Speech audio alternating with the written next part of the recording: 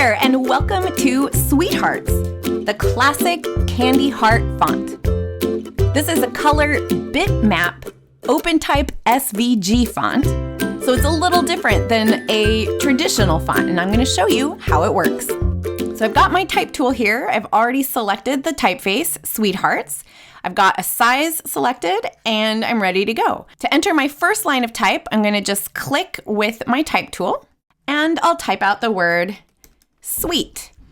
I'll press Command or Control Enter to set the type, press V for the move tool, and put it in position.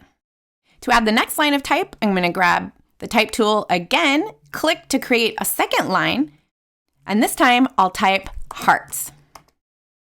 Again, Command or Control Enter or Return, switch to the move tool, and put it in place. This font includes a lot of built-in variation. The hearts come in 5 different colors. They are set at different angles with slightly different baselines. Some of the characters have alternate colors available, including all of the vowels, which have a character available in each of the 5 heart colors. So when I look at this and I see that is a whole lot of yellow hearts happening, there are a number of things we can do to address that. We'll start with the S right here. To change this yellow heart to a different heart color, I'm going to select my type tool and highlight this character. At this time, Photoshop is not displaying the available alternates in the flyout menu as it does with other traditional OpenType fonts. So to see what other colors are available, we need to open the glyphs panel. We'll go to Window, Glyphs. This is a collection of all the different characters available in this font. Down here, towards the bottom, I can see a pink S. So to replace the yellow heart with the pink heart, I simply highlight the character, find the alternate here in the glyphs panel, and double click. Now we see that the yellow heart has been replaced with the pink one. Quick side note, if your glyphs panel is showing a different font, you can come up here and select the Sweethearts font from the drop-down so you can see what your options are. In this piece, we have 3 E's, and they're all yellow. E is a vowel, so we have 5 colors available for the letter E. I think I'll leave this one as the default yellow, but this next one I'm going to change to white. So I've got it selected. I'll go back to my glyphs panel, and here I can see the white E. So I'll double click, and we can see that that's been changed. Moving down to the next line, we have a yellow heart here, which I think is fine.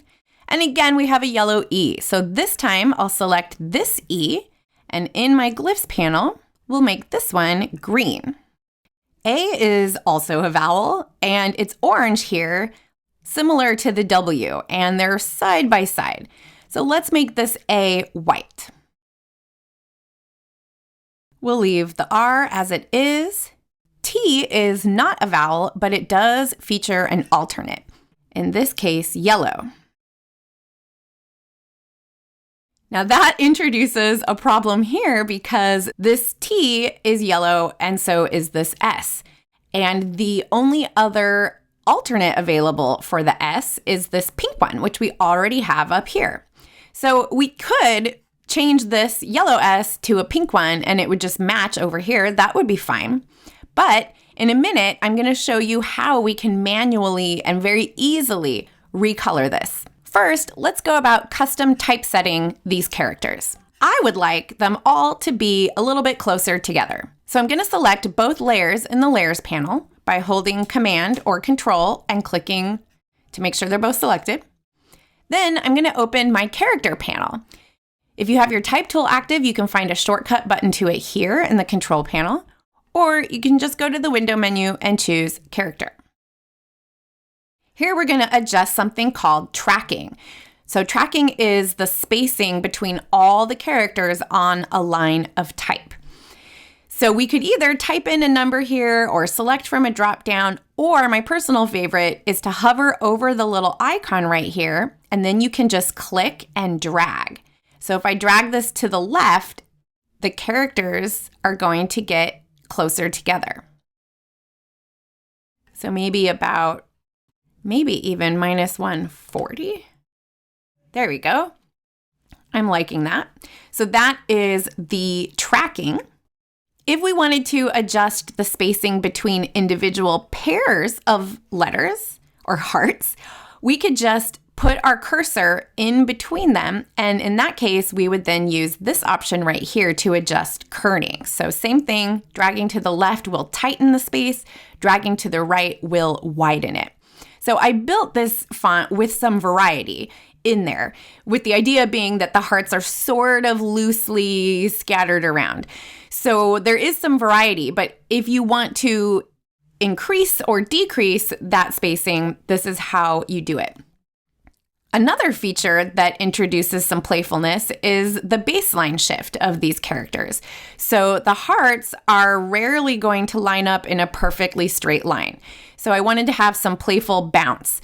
And you can see this S, for example, has a very high baseline. And maybe we want to introduce some additional variation in the baseline up here. So I'll set this type, and I'm going to come up here and highlight this E. So maybe I want to raise that up to be more similar to the S. So with the E selected, I'm going to go back here to my characters panel, and this little setting right here adjusts what's called the baseline shift. So if I want to shift this E upwards, I'm just going to click and drag to the right.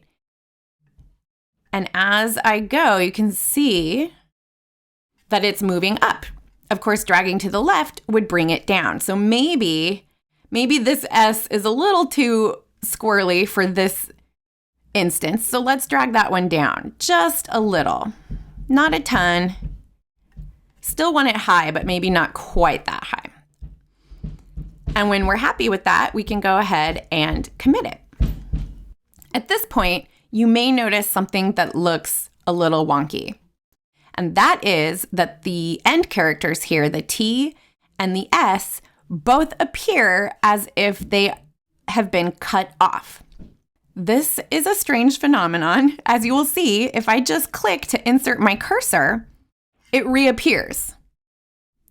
But again, if I set that type, the problem comes back. To solve this, all you have to do is add a space. That's it. I'll do the same thing down here.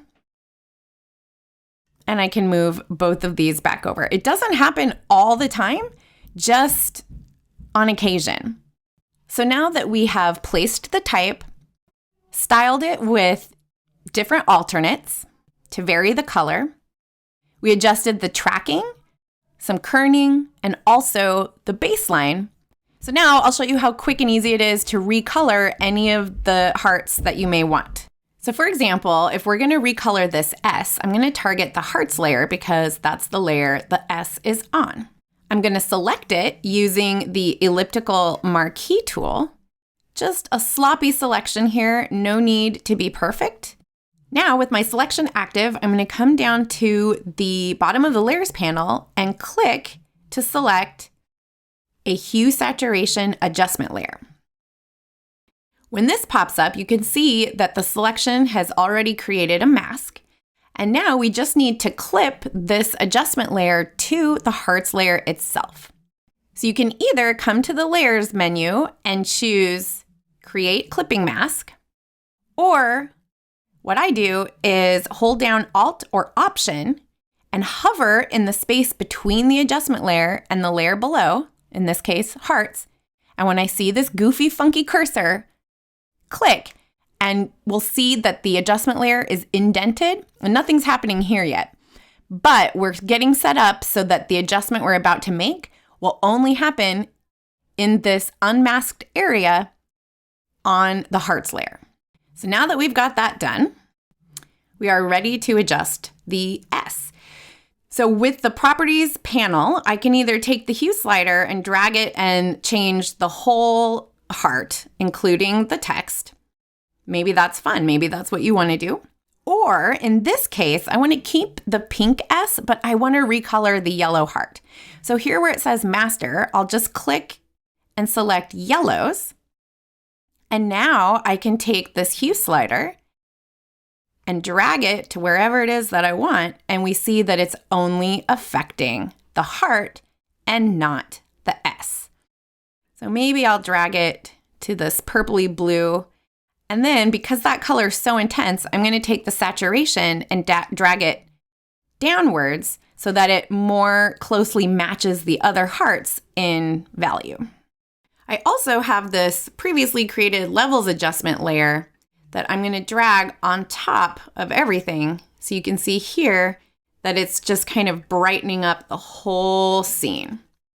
And I really like how that looks. But wait, there's more.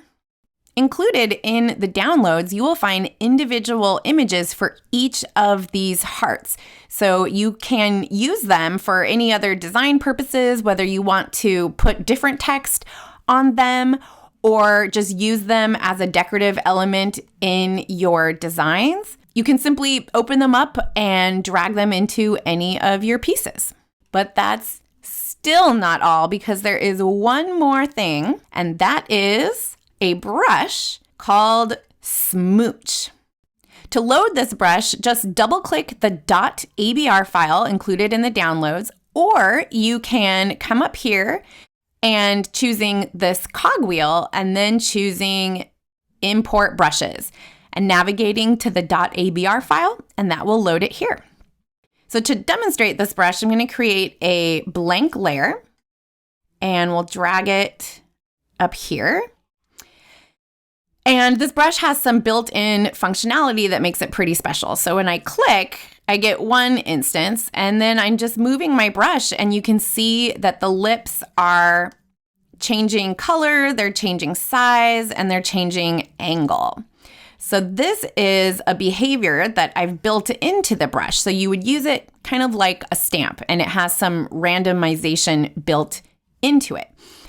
It's getting its colors from my current foreground and background.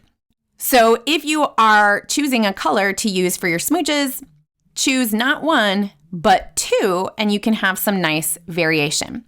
If you don't want the variation to the color, or you don't want the variation to the size and the angle, then just go into your brush settings by choosing Window, Brush Settings, and you can uncheck Color Dynamics and uncheck Shape Dynamics.